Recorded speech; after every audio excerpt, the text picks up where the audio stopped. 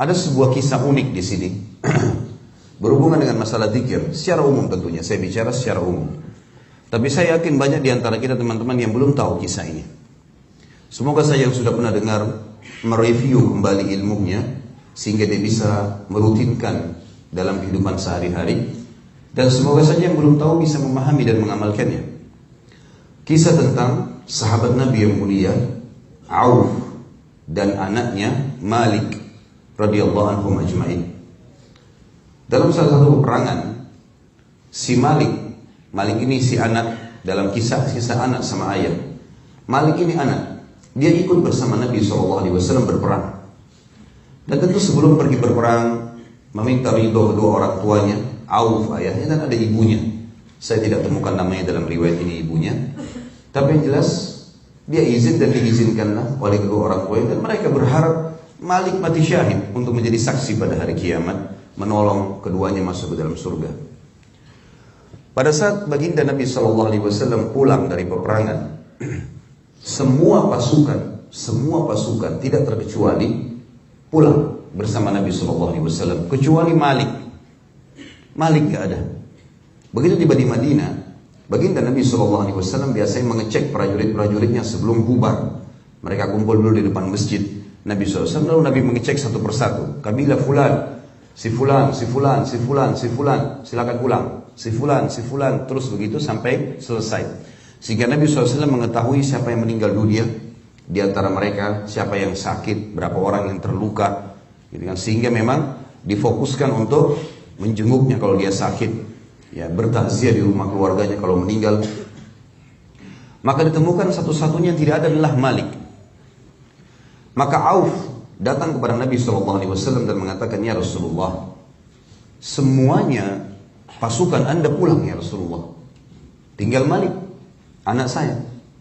Beritahukan kepada saya agar saya bisa beritahukan kepada ibunya, istri saya, tentang keadaannya. Kalau Malik mati syahid, alhamdulillah, itu yang kami harapkan. Tapi kalau Malik tidak mati syahid ya Rasulullah, beritahukan di mana dia. Apakah dia ditawan oleh musuh? Apakah dia sakit di tengah jalan? Nabi SAW tunggu wahyu pada saat itu, menunggu wahyu. Seperti biasa, tradisi Nabi SAW tidak akan menjawab kecuali dari wahyu. Dan Allah pastikan dalam Al-Quran, A'udzubillahi minasyaitonirrajim, wa ma yantiqu 'anil hawa in huwa illa wahyun yuha.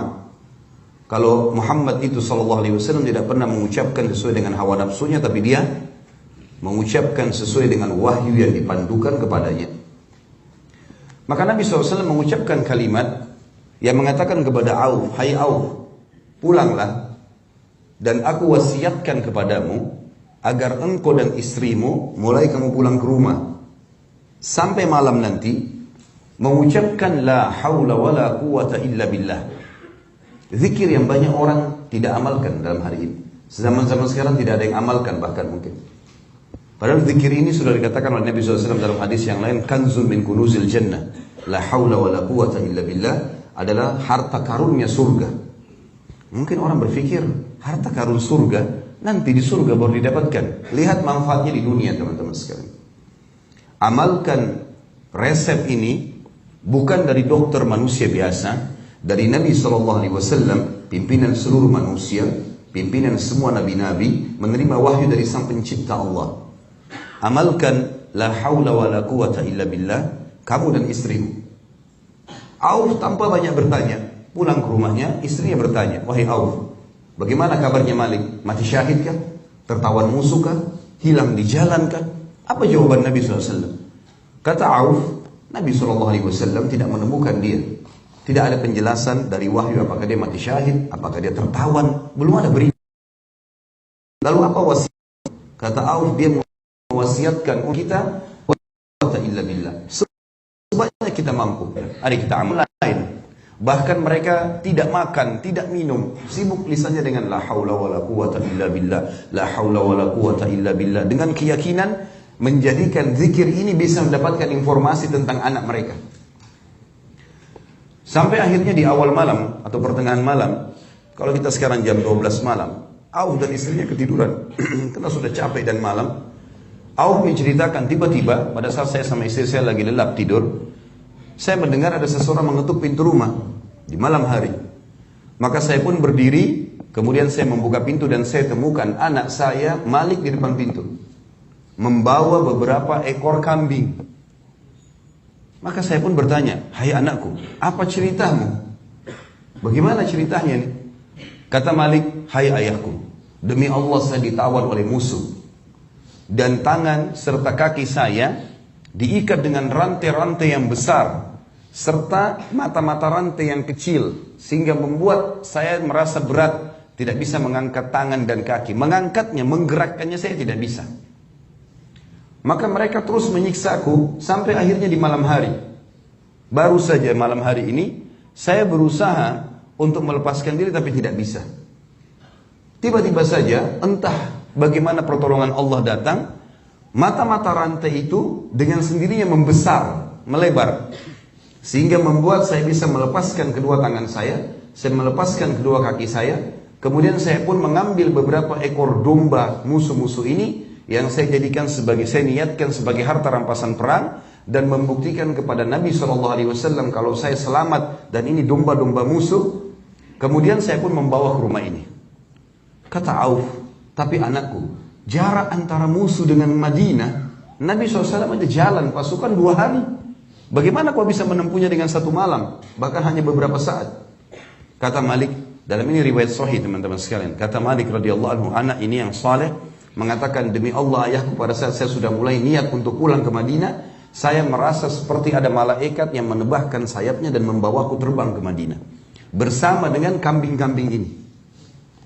Maka keduanya pun bercerita, kemudian ketemu ibunya, mereka bersuka cita pada malam itu. Lalu mereka ke masjid melaporkan kepada Nabi SAW di subuh hari. Pada saat mereka tiba, belum mereka cerita, Nabi SAW sudah mengatakan, ketahuilah, terimalah berita gembira wahai Auf dan Malik, Allah telah turunkan Al-Quran berhubungan dengan urusan kalian ini.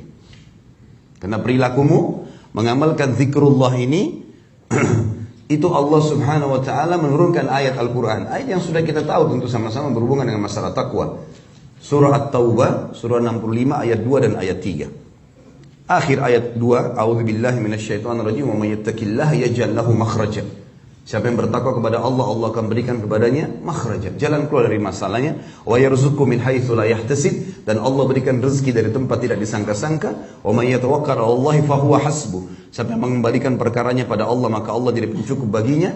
Innallaha balighu amrih. Allah pasti akan buktikan kebenaran janji-janjinya. Qad ja'ala likulli syai'in qadra. Allah telah tentukan semuanya punya kadar. Pasti Allah bisa melampaui apapun yang diciptakan. Ayat ini teman-teman, banyak orang yang sering menjelaskan para dai-dai kita, tapi tidak diniatkan atau tidak dihidupkan kisah Auf dan Malik. Kisah Auf dan Malik ini luar biasa.